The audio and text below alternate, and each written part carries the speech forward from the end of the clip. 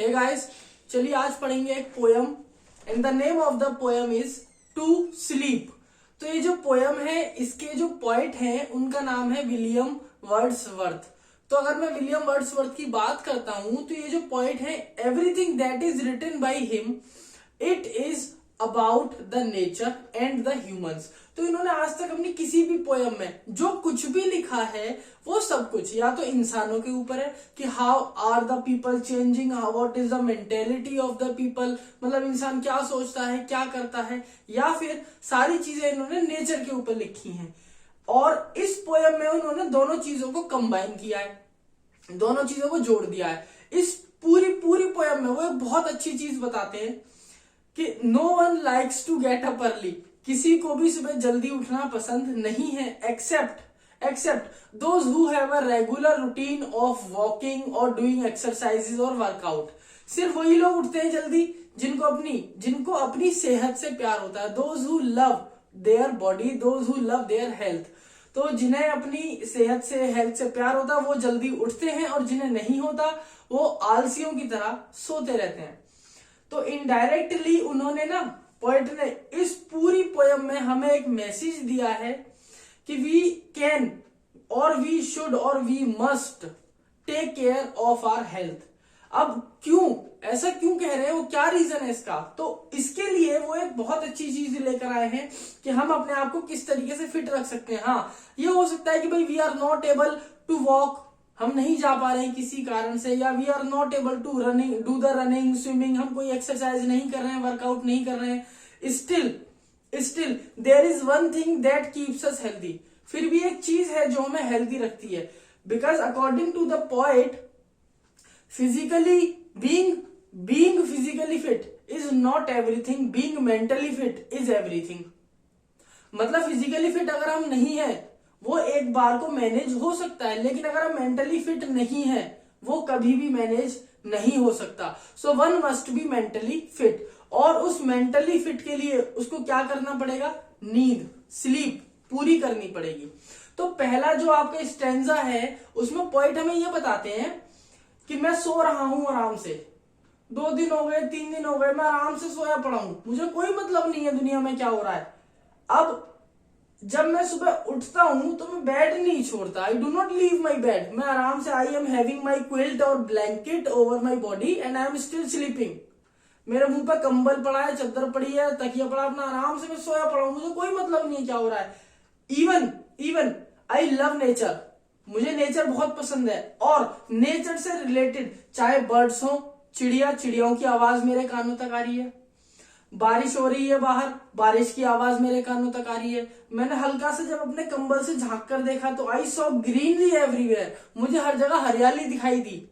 ठीक, birds, greenery, rain. इसके अलावा बताते हैं मैंने देखा बहुत सारे जानवर जैसे शीपों का गुच्छा, फ्लॉक ऑफ शीपों का झुंड जा रहा था। मैंने देखा बहुत सारी मधुमक्खियां अपना पेड़ पे कुछ बना रही हैं, मतलब अपना शहद बनाने की कोशिश कर रही हैं। इसके अलावा मैंने बहुत सारे खिलते हुए फूल देखे, बर्ड्स, कलियां देखी, फ्लावर्स देखे, ट्रीज देखे, लेकिन मैं नहीं उठा। मतलब मुझे ये चीजें अट्रैक्ट करती हैं, स्टिल मैं नहीं उठा। क्यों? क्योंकि मुझे मजा आ रहा था सोने में, आई केप्ट ऑन स्लीपिंग, मैं सोता ही रहा। अब हुआ क्या, थोड़ी देर बाद जो मेरा वहां पर ऑर्चार्ड है, ऑर्चार्ड मतलब गार्डन, तो जो मेरा गार्डन है उस गार्डन में एक पेड़ है और उस पेड़ पर एक कोयल है। तो वो जो कोयल थी वो रो रही थी, शी वॉज क्राइंग मेलंकली, वो बहुत उदास थी।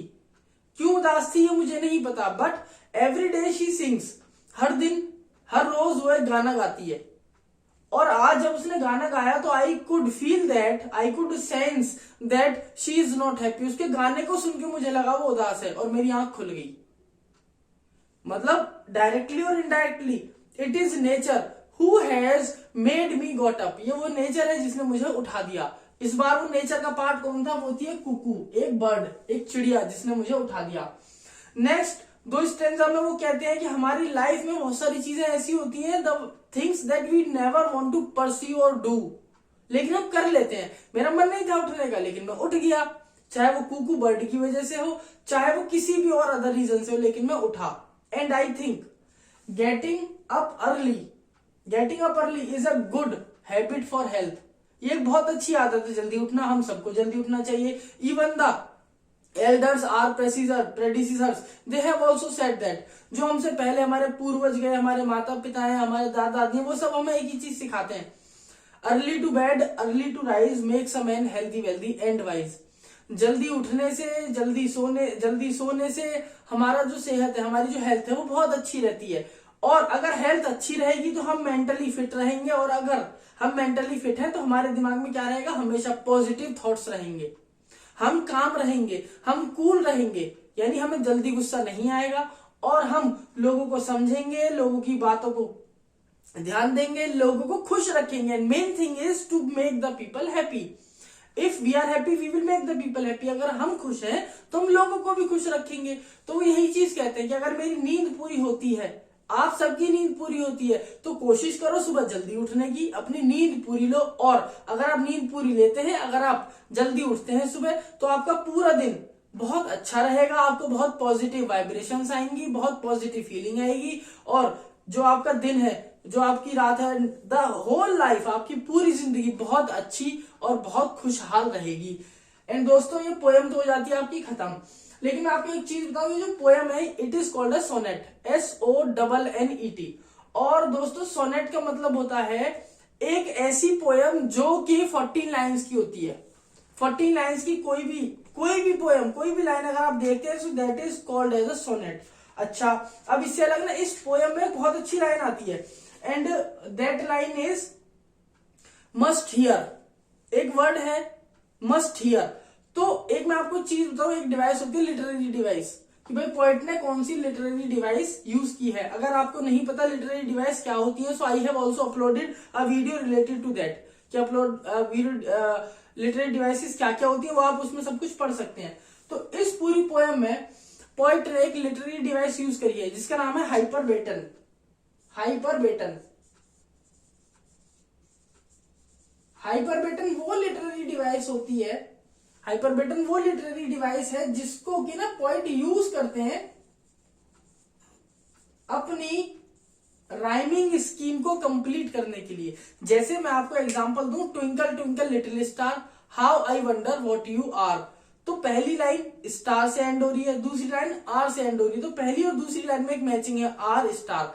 तो जब पोइट को ऐसा लगता है कि भाई मेरी दो लाइन मैच नहीं हो रही, तो वो क्या करते हैं, कुछ वर्ड्स को इधर उधर कर देते हैं। यानी जो एक सेंटेंस का स्ट्रक्चर होता है subject plus verb plus object, तो उस पूरे स्ट्रक्चर को वो ऑब्जेक्ट को पहले रख देंगे, वर्ब को बाद में रख देंगे। और सेम चीज उन्होंने इस पोयम में भी करी है।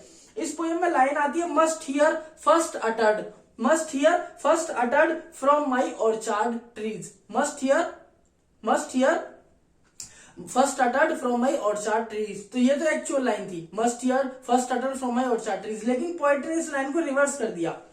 पोएट क्या कहते हैं, मस्ट हियर अटर्ड फर्स्ट, मतलब पूरी लाइन ही उन्होंने रिवर्स कर दी, सिर्फ अपनी राइमिंग स्कीम को कंप्लीट करने के लिए।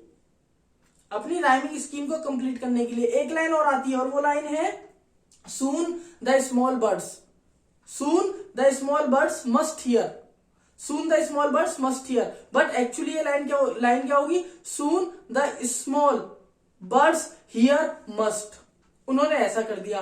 तो अल्टीमेटली आपको इतना ज्यादा भी इस पे ध्यान नहीं देना है। ये पूरा सब कुछ, ये लिटरेरी डिवाइस क्या होती है मैंने आपको उसमें अपनी वीडियोस में मेंशन किया हुआ है, और हाइपरबेटन आता भी नहीं है ज्यादा। तो बस आपको इतना याद रखना, हाइपरबेटन वो लिटरेरी डिवाइस है जो कि poet use only to create the rhyme. और दोस्तों ये पोएम हो जाती है आपकी खत्म। एंड मिलते हैं बहुत जल्द किसी नई चैप्टर, नई पोएम के साथ, ग्रामर या किसी और सेक्शन के साथ। Till then thank you everyone, and you can have the screenshot.